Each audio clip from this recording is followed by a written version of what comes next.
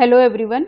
आज का हमारा टॉपिक है सीड जर्मिनेशन एंड डॉर्मेंसी से रिलेटेड CSIR के क्वेश्चन, और जो क्वेश्चन 2008 से 2017 के बीच में आए हैं वो सारे क्वेश्चन यहाँ पे डिस्कस करेंगे। वैसे तो सीड जर्मिनेशन डॉर्मेंसी पे बहुत रेगुलर क्वेश्चन नहीं आते हैं, कभी कभी क्वेश्चन आ जाते हैं 2 मार्क्स में, तो वही हम डिस्कस करने वाले हैं। और अगर आप इन क्वेश्चन को हमारे वीडियो देखने के बाद सॉल्व करेंगे तो शायद आप ज़्यादा अच्छे से सॉल्व कर पाएंगे। तो हमने सीड जर्मिनेशन और डॉर्मेंसी के वीडियो बनाए हैं, आप वो देख सकते हैं। तो सबसे पहले हम लोग क्वेश्चन पे आते हैं। फर्स्ट क्वेश्चन है जो कि 2008 में आया हुआ था दिसंबर में, जिसमें दिया हुआ during germination of barley seed enzymes for mobilization of reserve material to developing embryo are secreted from. Means कि जो मोबिलाइजेशन होता है रिजर्व फूड का और उसके लिए जो एंजाइम्स होते हैं वो कहाँ से सिक्रीट होते हैं। तो जैसे कि हमने वहाँ पे, आपने अगर हमारे वीडियो देखे होंगे तो वहाँ हमने बताया था कि सीड जर्मिनेशन में अगर हम लोग बार्ले या अगर सपोज हम लोग मेज़ की ही बात करें तो मेज़ में हमने बताया था कि यहाँ पे एक एलरॉन लेयर होती है। तो बार्ले में भी उस टाइप की लेयर पाई जाती है, मोनोकॉट है।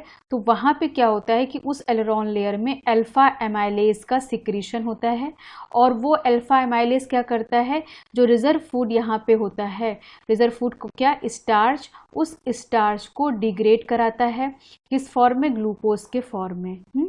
तो अल्फा एमाइलेज का सिक्रीशन कहाँ होता है, एलरॉन लेयर में होता है, और वो एलरॉन लेयर क्या करती है, मोबिलाइज करती है रिजर्व फूड के पास, मीन्स कि वो अल्फा एमाइलेज एंजाइम, और इसके बाद स्टार्च को ग्लूकोज में डिग्रेड करा देती है।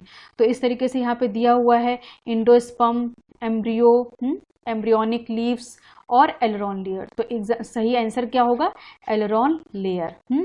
इसके बाद सेकंड क्वेश्चन है जो कि जून 2009 में आया हुआ है। क्वेश्चन है, a protein specially abundant in desiccated seed and also help in osmotic adjustment. यहाँ पे ऑप्शन दिए हुए हैं LEA protein, HSP protein, alpha amylase और PR प्रोटीन। यहाँ पे क्या पूछा गया है कि ऐसा कौन सा प्रोटीन है जो कि डेसिकेटेड सीड होते हैं वहाँ पे इन प्रोटीन्स की एबंडेंट होती है, जो कि ऑस्मोटिक एडजस्टमेंट में भी हेल्प करते हैं। तो एक प्रोटीन होती है लेट एम्ब्रियोनिक एबंडेंट प्रोटीन। ये प्रोटीन का सिक्रीशन होता है कहाँ पे, जब सीड डेसिकेशन की तरफ जाता है, या फिर प्लांट में इन प्रोटीन का सिक्रीशन होता है जब ऑस्मोटिक स्ट्रेस होता है, तो लेट एम्ब्रियोनिक एबंडेंट प्रोटीन, इस तरह की प्रोटीन प्लांट्स में, एनिमल्स में भी पाई जाती है इस तरह की प्रोटीन्स, और ये प्रोटीन्स एग्रीगेट फॉर्म में एक्यूमुलेट हो जाती हैं, जो कि हेल्प करती हैं कि अगर कोई, मीन्स कि उस सपोज सीड है तो सीड में ये LEA प्रोटीन एग्रीगेट हो जाएंगी, और क्योंकि सीड डेसिकेशन में जा रहा है वहाँ पे वाटर की कमी हो रही, तो ऑस्मोटिक स्ट्रेस में भी क्या होता है कि अगर वाटर स्ट्रेस हो गया तो वाटर की कमी हो गई, तो लेट एम्ब्रियोनिक एबंडेंट प्रोटीन वहाँ पे एक्यूमुलेट होकर वाटर को रिटेन करती हैं, जिससे कि जो सीड है वो पूरी तरह से खराब नहीं होता या प्लांट स्ट्रेस में नहीं जाता है। तो इन प्रोटीन्स को सबसे पहले एक कॉटन सीड में डिटेक्ट किया गया था, लेट एम्ब्रियोनिक प्रोटीन को डिटेक्ट किया गया था कॉटन सीड में। और तो ये यहाँ पे फिर हम लोग इसका आंसर क्या बता सकते हैं, LEA प्रोटीन, ठीक है, late embryonic abundant protein, a protein especially abundant in desiccated seed and also help in osmotic adjustment. That protein is known as LEA, late embryonic abundant protein.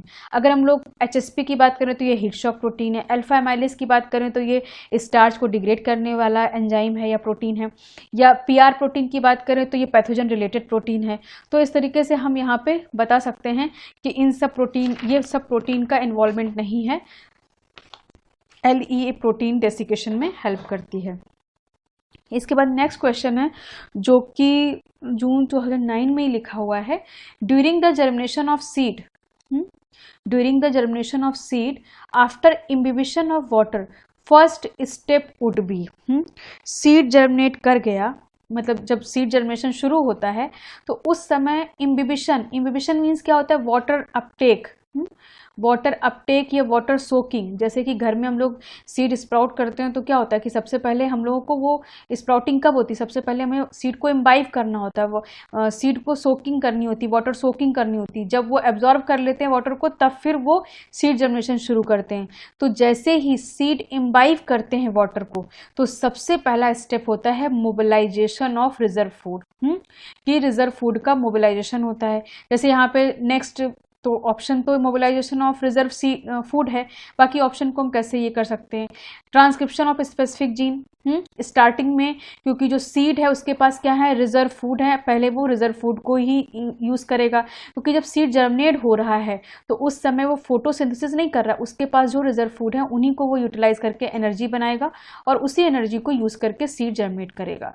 तो इसलिए वहाँ पे न्यूली कोई भी चीज़ स्टार्टिंग में नहीं सिंथेसाइज होती, थोड़े समय बाद फिर डी नोवो सिंथेसिस होने लगती है। तो सबसे फर्स्ट स्टेप क्या होता है, mobilization of reserve food. Reserve food का ही ट्रांसलोकेशन होता है शूट या रेडिकल या प्लम्यूल की तरफ, मींस शूट या रूट की तरफ। इसके बाद ट्रांसक्रिप्ट ऑफ स्पेसिफिक जीन, फिर बाद में ट्रांसक्रिप्शन होता है स्पेसिफिक जीन का। एम्ब्रियो डिफरेंशिएशन यहाँ पे होगा नहीं, क्योंकि यहाँ पे क्या बोल रहे हैं, सीड जर्मिनेशन की बात कर रहे हैं। फिर सेल डिवीजन, सेल डिवीजन भी फिलहाल स्टार्टिंग में नहीं होता है। तो सीड इम्बिबिशन के बाद, जस्ट बाद, सबसे पहला स्टेप क्या है, मोबिलाइजेशन ऑफ रिजर्व फूड। अब हम लोग आगे बढ़ते हैं। विच of the following do not occur during seed development. ये क्वेश्चन जून 2010 में पूछा गया है। क्या है, विच of the following do not occur during seed development. Seed development के टाइम कौन सी ऐसी चीज है जो नहीं पाई जाती है। फर्स्ट है एक्यूमुलेशन ऑफ स्टोरेज प्रोटीन। जब सीड का डेवलपमेंट मीन्स कि जब प्लांट पे मीन्स ओव्यूल है, ओव्यूल्स का फर्टिलाइजेशन हुआ है, एम्ब्रियो बना, एम्ब्रियो के बाद अब सीड बना। जब सीड डेवलप हो रहा है प्लांट के जब प्लांट पे वो लगा हुआ है उस समय सीड की डेवलपमेंट हो रही है, तो उस समय क्या चीज ऐसी होगी जो नहीं होगी। क्योंकि सीड एक तरीके से कहाँ पे जा रहा है, एक ओव्यूल था, ओव्यूल से जाइगोट बना, जाइगोट से एम्ब्रियो बन गया, एम्ब्रियो अब आगे चल के वही सीड का डेवलपमेंट कर रहा है। ओव्यूल ड्राइंग की तरफ जा रहा है, मीन्स कि ओव्यूल के पास जो भी आउटर इंटेगुमेंट, इनर इंटेगुमेंट था वो क्या बना रहा है, वो सीड कोट बना रहा है। और इसके बाद जो इसका एम्ब्रियो है वो क्या बना रहा है, वो आगे चल के उसी एम्ब्रियो में प्लूम्यूल, कोटिलेडन्स, ये सब का डेवलप होगा। तो यहाँ पे आप क्या देख सकते हैं कि क्या चीज़ ऐसी है जो सीड डेवलपमेंट के टाइम नहीं होगी। तो accumulation of storage protein, storage protein का तो एक्यूमुलेशन होगा क्योंकि अब आगे चल के इसको डोरमेंसी में जाने की तैयारी कर रहा है। और फिर फर्दर डोरमेंसी के बाद क्या करेगा, डोरमेंसी के बाद फर्दर सीड जर्मिनेशन होगा।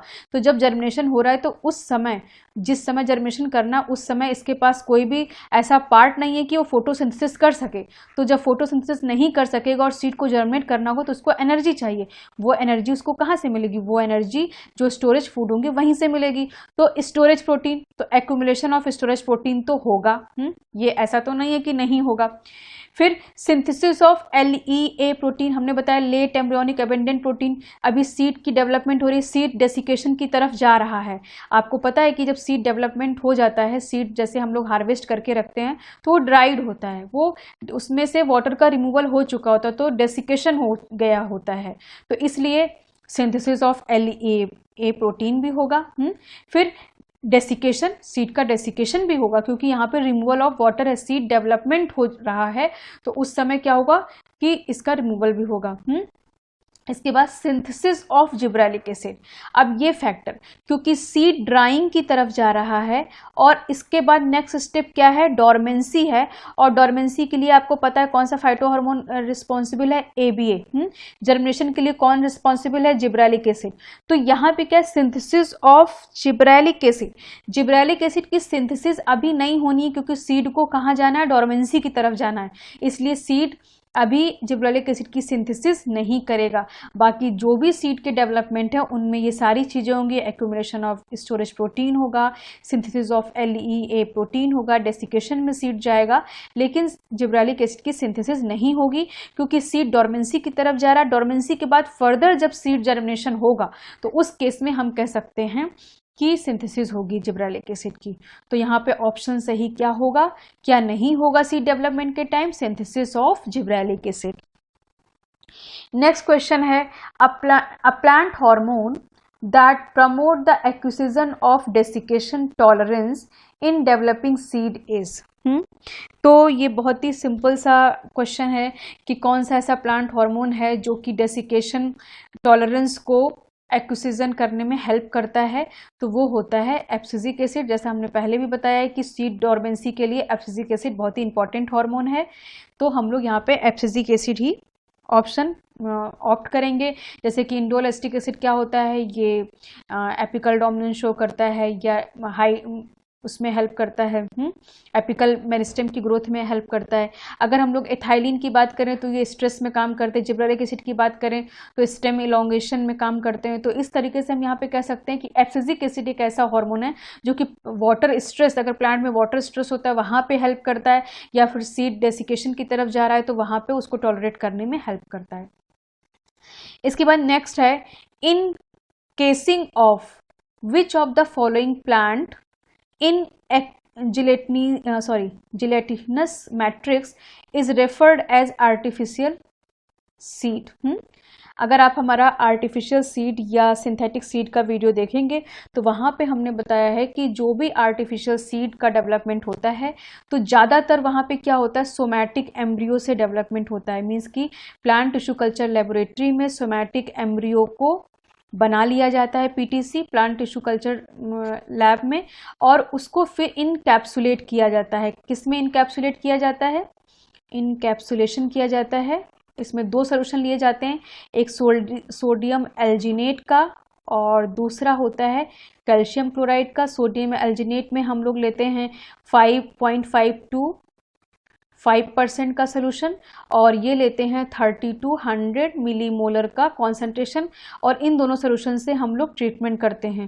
तो फिर सोमैटिक एम्ब्रियो इस तरीके से होता है। उस सोमैटिक एम्ब्रियो में क्या हो जाता है, एक कवरिंग हो जाती है, और ये कवरिंग क्या किस चीज़ की होती है, क्योंकि इन दोनों सोल्यूशन का रिएक्शन होता है कैल्शियम एल्जिनेट की होती है।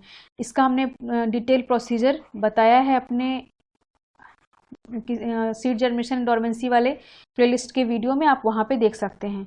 तो इस तरीके से आप यहाँ पे देख रहे हैं कि ये किस तरह से सिंथेटिक सीड की डेवलपमेंट होती है। तो ज़्यादातर यूजुअली प्लांट के और भी पार्ट यूज़ किए जाते हैं, लेकिन जनरली क्या यूज़ किया जाता है, सोमैटिक एम्ब्रियो यूज़ किया जाता है। तो हम लोग यहाँ पे ऑप्शन ऑप्ट करेंगे सोमैटिक एम्ब्रियो। अब हम लोग नेक्स्ट बढ़ते हैं, which one of the following statement regarding seed germination of wild type plant is not correct।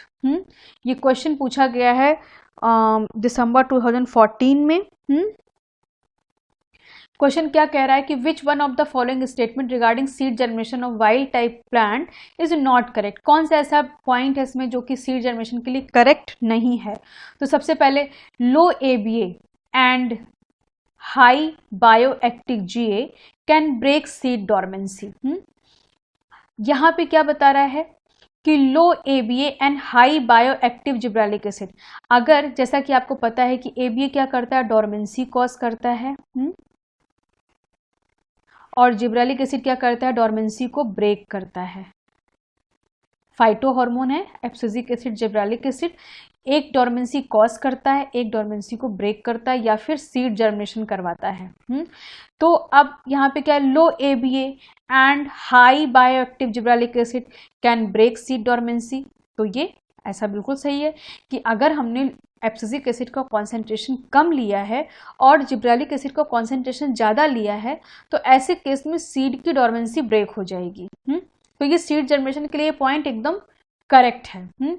Light accompanied with high temperature can break seed dormancy।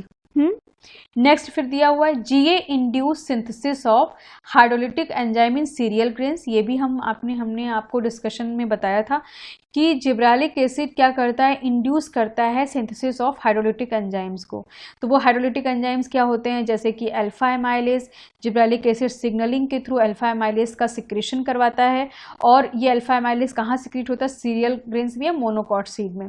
फिर ये क्या करता है, इसका काम क्या है, ये रिजर्व फूड जहाँ पाए जाते हैं वहाँ पे मोबिलाइज करता है और यहाँ पे स्टार्च से ग्लूकोज का फॉर्मेशन करने लगता है। तो ये भी सीड जर्मिनेशन के लिए पॉइंट एकदम करेक्ट है, ये भी करेक्ट है।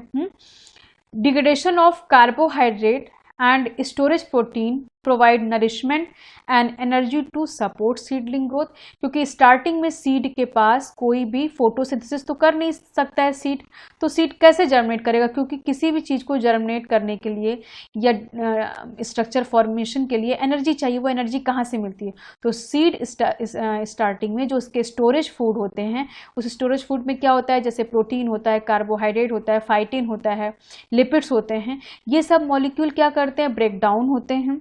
ये ब्रेक डाउन होकर शॉर्ट मॉलिक्यूल्स में या ओलिगोमर्स में या ग्लूकोज में, फैटी एसिड ग्लिसरॉल में, सुक्रोज में, इस तरह के कंपोनेंट में चेंज हो जाते हैं या अमाइनो एसिड्स में। और चेंज होने के बाद फिर क्या करते हैं, यही एनर्जी देते हैं और इस एनर्जी से ही सीडलिंग को सपोर्ट मिलता है और सीडलिंग ग्रोथ हो जाती है। और जब सीडलिंग थोड़ा स्टैब्लिश हो जाता है, लीव्स उसके निकल आते हैं, तो फिर वो फोटोसिंथेसिस करने लगता है और इस तरीके से जर्मिनेशन हो जाता है। तो ये भी पॉइंट जर्मिनेशन के लिए सही है। अब बचा second point, light accompanied with high temperature can break seed dormancy. ऐसा मीन्स ऐसा हो सकता है कि मान लीजिए कोई ऐसे कुछ ऐसे सीड हैं जो कि फोटोब्लास्टिक सीड हैं, फोटोब्लास्टिक सीड। तो फोटोब्लास्टिक सीड क्या होते हैं, ऐसे सीड जिनको लाइट की ज़रूरत है, उनको पॉजिटिव फोटोब्लास्टिक सीड कहते हैं, तभी वो जर्मिनेट कर पाएंगे। जैसे कि लेट्यूस सीड होते हैं, तो उनको क्या है, लाइट की ज़रूरत है, तो लाइट की प्रेजेंस में वो जर्मिनेट कर पाते हैं। ठीक है, ये सही है, लाइट एकम्पनीड विद, लेकिन लिखा हुआ विद हाई टेम्परेचर, ये फैक्टर इंपॉर्टेंट नहीं है। मीन्स कि लाइट तो मान लीजिए चाहिए किसी किसी सीड में, वो भी हर सीड के लिए नहीं, किसी किसी सीड में, लेकिन हाई टेम्परेचर की जरूरत नहीं है। कैन ब्रेक सीड डॉर्मेंसी, ऐसा बिल्कुल नहीं है। तो इसलिए इसमें पूछा गया है कि कौन सा ऐसा स्टेटमेंट है जो सीड जर्मिनेशन के लिए सुटेबल नहीं है। तो कौन सा, यहाँ पे सेकंड नंबर का हो जाएगा, ऑप्शन सेकंड यहाँ पे सही है, light accompanied with high temperature can break seed dormancy. इसके बाद हम लोग नेक्स्ट क्वेश्चन पे आते हैं। Gibberellic acid controlled seed germination by directing breakdown of stored starch in which one of the following tissue of the barley seed alpha amylase gene is induced in response to gibberellic acid। तो यहाँ पे क्या है कि ऐसा question एक पहले भी आ चुका है, और यहाँ पे शायद मिस्टेक से यहाँ पे ईयर नहीं लिखा गया, बट ये CSIR का ही क्वेश्चन है। जिब्रालिक acid control seed germination by directing breakdown of stored starch. जिब्रालिक acid का काम क्या है कि वो डायरेक्ट करता है कि सीड जर्मिनेशन में जो स्टोर्ड है उनको ब्रेक करे। स्टार्च को किसके थ्रू कराता है, अल्फा एमाइलेज के थ्रू कराता है, जैसा हमने पहले बताया। In which following tissue barley seed alpha amylase gene induce in response to gibberellic acid. Gibberellic acid signalling के थ्रू अल्फा एमाइलेज का सिक्रीशन कराते हैं। जब हम आपको जिब्रालिक एसिड बताएंगे तो वहाँ पे हम आपको अल्फा एमाइलेज की सिग्नलिंग बताएंगे, जिब्रालिक एसिड कैसे सिग्नलिंग करता है और अल्फा एमाइलेज को रिलीज करता है। तो अल्फा एमाइलेज को रिलीज कहाँ करवाता है ये पूछा गया है। तो कहाँ करवाता है, ये पहले भी एक क्वेश्चन आ चुका है, एलेरॉन लेयर में कराता है। इसके बाद next question, during embryo germination in grass family, an absorptive organ that form interface between embryo and starchy endosperm tissue is called। अभी ये क्वेश्चन जून 2017 में पूछा गया था। ऐसा पूछा गया है कि जो ग्रास फैमिली है, ग्रास फैमिली क्या होते हैं, मोनोकॉट्स होते हैं। ठीक है, मोनोकॉट होते हैं। एन एब्जॉर्प्टिव ऑर्गन, उनके पास एक ऐसा ऑर्गन होता है जो कि इंटरफेस होता है किसके किसके बीच में, एम्ब्रियो के स्टार्ची इंडोस्पर्म के फॉर्म में। जैसे कि हमने वहाँ पे जब आपको मोनोकॉट सीड के स्ट्रक्चर के बारे में बता रहे थे तो हमने वहाँ पे बताया था कि सपोज कि ये मोनोकॉट सीड है। इन मोनोकॉट सीड पे एक एलेरॉन लेयर है यहाँ पे, ठीक है। इसके बाद यहाँ पे एक कॉटिलेडन्स होता है और यहाँ पे इस तरह का कुछ स्ट्रक्चर था, यहाँ पे एक ये था। इसका मतलब क्या, ये कोलियोप्टाइल है, इसके अंदर एक क्या है, प्लोम्यूल है, यहाँ पे कोलियोप्राइजा है और इसके अंदर है रेडिकल, जो कि आगे चल के शूट और ये आगे चल के रूट बनाने वाला है। यहाँ पे एक एस्कुटेलम स्ट्रक्चर पाया जाता है जिसको हम लोग कॉटिलेडन्स भी बोलते हैं। ठीक है, जो क्योंकि ये मोनोकॉट है, यहाँ पे एक ही कॉटिलेडन्स है तो उसी स्कुटेलम को ही हम लोग कॉटिलेडन्स बोलते हैं। और इस स्कुटेलम का काम क्या है, इस स्कुटेलम का काम है कि जो यहाँ पे इंडोस्पर्म है, क्योंकि मोनोकॉट में हमने आपको बताया था कि मोनोकॉट को में क्या होता है, सॉरी, मोनोकॉट में इंडोस्पर्म पाया जाता है।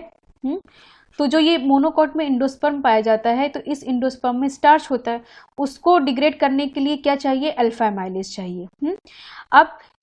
अब ये बोल रहा है कि यहाँ पे जो स्टार्च पाया जा रहा है और यहाँ पे एम्ब्रियो होगी, जो यहाँ पे स्टार्च पाया जा रहा है उस स्टार्च से इस एम्ब्रियो को एनर्जी मिलती है। वो एनर्जी के सप्लाई करने का मीडिएटर कौन है, ये स्कुटेलम है। इसको क्या बोलते हैं, कॉटिलेडन्स या स्कुटेलम। और इस स्कुटेलम के थ्रू ये एनर्जी को सप्लाई करता है। तो इस तरीके से यहाँ पे ये लिखा हुआ है, during embryo germination in grass family, an absorptive organ that form interface between the embryo and starchy endosperm। जब जर्मिनेशन होता है तो उस समय यहाँ फूड मोबिलाइज होता है, डिग्रेड होता है, होने के बाद वो एम्ब्रियो तक कैसे आता है, क्योंकि आगे चल के यहीं पे प्लूम्यूल और रेडिकल बनना है जर्मिनेशन होके, तो वो किसके थ्रू मिलता है, स्कुटेलम के थ्रू। तो जैसे यहाँ पे दिया हुआ है कोलियोप्टाइल, तो कोलियोप्टाइल क्या है, रूट, कोलियोप्टाइल एक कवरिंग होती है प्लूम्यूल के ऊपर मोनोकॉट में, और कोलियोप्राइजा क्या होती है, रेडिकल में एक कवरिंग होती है जिसको कोलियोप्राइजा कहते हैं। तो कोलियोप्टाइल और कोलियोप्राइजा तो स्ट्रक्चर हैं, ये तो होंगे नहीं। इसके बाद मीजोकोटाइल जो ये स्ट्रक्चर है, तो यहाँ पे मेन क्या हो गया, स्कुटेलम हो गया, इसमें ये हमारा ऑप्शन सही है। तो इस तरीके से ये जितने भी क्वेश्चन सीड जर्मिनेशन से रिलेटेड आए थे वो हमने सारे आपको डिस्कस कर दिए हैं। और अगर आपको इन किसी भी क्वेश्चन में कोई डाउट है, आपको कोई क्वेश्चन समझ में नहीं आया है, तो आप हमें कमेंट सेक्शन में कमेंट कर सकते हैं, उससे हम आपको आपके डाउट क्लियर करने की कोशिश करेंगे। Okay, thank you.